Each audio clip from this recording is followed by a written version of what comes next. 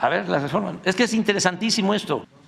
Reformas, pero esas son las 19 más importantes. Esas nada más son las. Y luego les dejo de tarea a ustedes que me digan cuáles reformas hicieron los gobiernos del PRIAN en beneficio del pueblo. A ver si me encuentran una. Miren, en mayo del 89, al inicio del gobierno de Carlos Salinas, el PRI y el PAN avalaron el Plan Nacional de Desarrollo 1989-1994, que permitió la venta de importantes empresas públicas al sector privado. El 27 de junio de 1990, el PRI y el PAN reformaron el artículo 28 constitucional para entregar bancos que eran propiedad de la nación, eliminando el párrafo que reservaba al Estado la prestación del servicio público de banca y crédito. Esto para los jóvenes, porque el que nació en el 90 tiene ahora, ¿cuántos años? 33. Es el 6. El 6 de enero de 1992, el PRI y el PAN modificaron el artículo 27 constitucional para poner a la venta las tierras ejidales. El 6 de mayo de ese mismo año, los legisladores del PRI y del PAN cambiaron la ley minera para entregar concesiones a particulares hasta por 50 años para la explotación de oro, plata y cobre. Eliminaron los límites de la superficie que podría ser concesionada.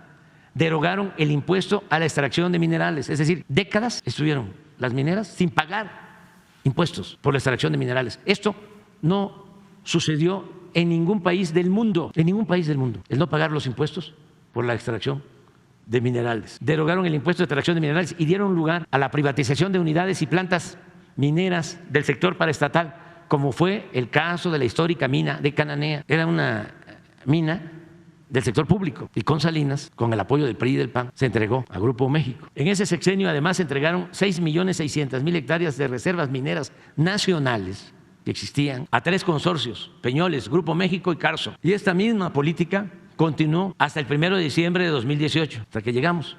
No hemos entregado una sola concesión desde que llegamos. En 36 años se concesionaron 90 millones de hectáreas, es decir, 45% del territorio nacional para la explotación minera. Ni siquiera en el Porfiriato se llevó a cabo una enajenación de suelo patrio tan descarada. Y vaya que con Porfirio se despojó a los pueblos originarios de sus tierras, se crearon las llamadas compañías deslindadoras, todo lo que eran las tierras comunales se declararon tierras nacionales y se vendieron a precios muy bajos a los grandes terratenientes. El 22 de diciembre de 1992, los legisladores aprobaron una ley de secundaria, esta es muy interesante, también con Salinas, que a contrapelo de la Constitución permitió a empresas privadas, principalmente extranjeras, generar energía eléctrica. Hoy tales empresas le venden a la Comisión Federal de Electricidad o a particulares el 46% de la energía eléctrica que se consume en el país a precios elevadísimos.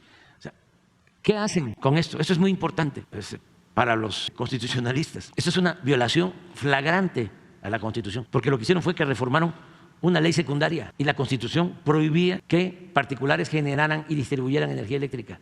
Y mediante esta ley secundaria, en contra de lo establecido por la Constitución, empezaron a privatizar todo el sector eléctrico. ¿Saben quién estaba de asesor de Salinas? Claudio X González, papá, y se quedó con una empresa de generación de energía eléctrica. Adelante. El 5 de marzo de 1993, el PRI y el PAN aprobaron la reforma al artículo 3º constitucional para limitar la gratuidad de la educación pública solo a nivel de primaria y secundaria. Antes de esta reforma, la educación pública era gratuita en todos los niveles de escolaridad. ¿Qué hicieron con la reforma? Acotaron la gratuidad, nada más a educación básica. Y pusieron al mercado, como si fuese una mercancía, la educación media superior y la educación universitaria. ¿Quién era secretario de Educación? Ernesto Zedillo. Desde entonces empezaron a rechazar a los jóvenes, con la mentira, el pretexto de que no pasaban el examen de admisión, cuando en realidad es de que no destinaban presupuesto a la educación pública porque querían que creciera el número de escuelas, sobre todo de nivel superior, del sector privado. Esto tiene también que ver con la reforma posterior a la educación. Yo no estoy en contra de la educación privada. El que tiene para pagar una escuela privada lo puede hacer, está en su derecho, pero el Estado está obligado a garantizar la educación pública, gratuita, de calidad, en todos los niveles de escolaridad. La educación como la salud no son privilegios, son derechos del pueblo. ¿Qué pasó con esta política? Pues aumentó la matrícula de las escuelas privadas. Al principio, cuando empezaron a proliferar las universidades privadas, creció la matrícula. Pero llegó un momento en que se estancó, porque ¿de dónde iba a sacar la gente dinero para pagar colegiaturas por muy baratas, de 3,000, de 5,000 pesos mensuales? Un hijo de campesino, un hijo de obrero, ¿de dónde? El 18 de marzo del 95, la mayoría del PRI en la Cámara, esto fue lo de que hablábamos de la Roque Señal, aumentó el IVA del 10 al 15%.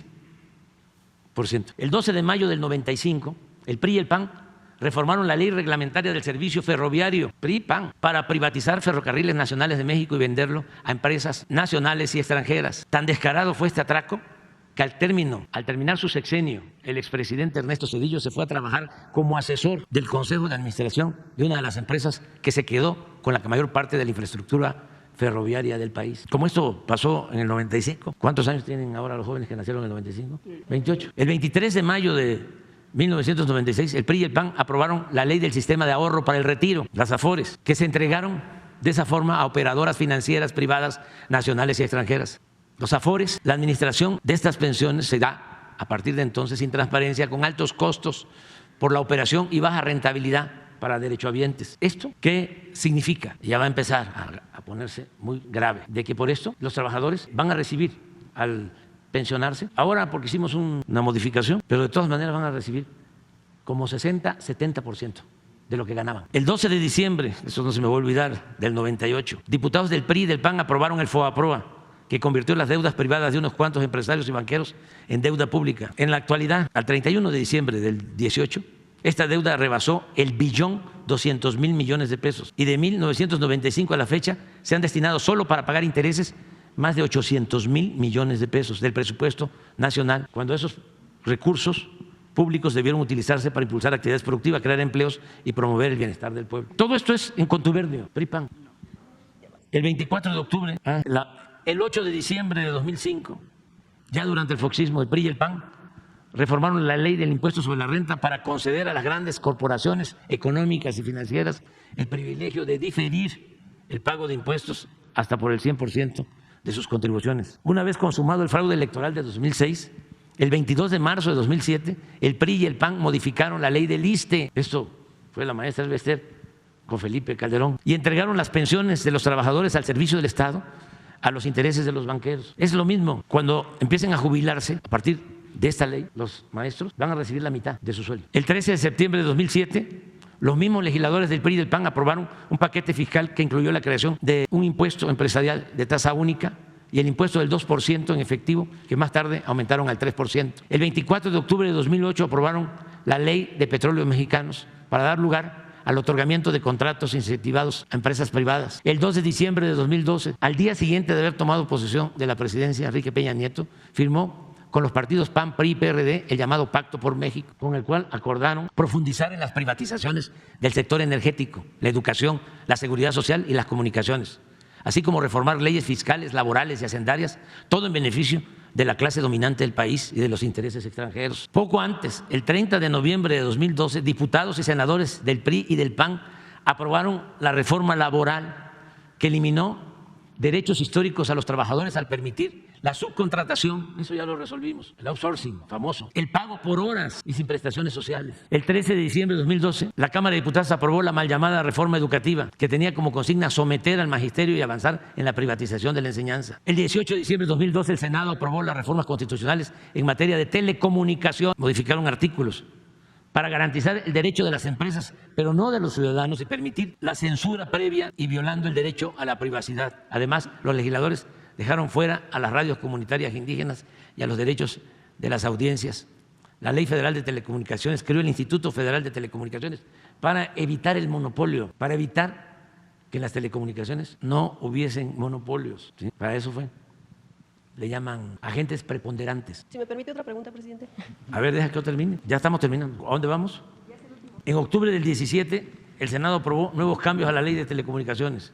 El 17 de octubre del 13, la Cámara de Diputados aprobó la reforma hacendaria, que significó cobrar más impuestos a la mayoría de los contribuyentes, manteniendo los privilegios, súbele, hasta ahí, fiscales para las grandes empresas y los bancos. No conformes con el avance de las privatizaciones del petróleo mexicano y la Comisión Federal de Electricidad, el 11 de diciembre de 2013, los senadores del viejo régimen aprobaron la reforma energética para entregar el 20% del potencial petrolero del país a empresas particulares, nacionales y extranjeras. En fin, esto no.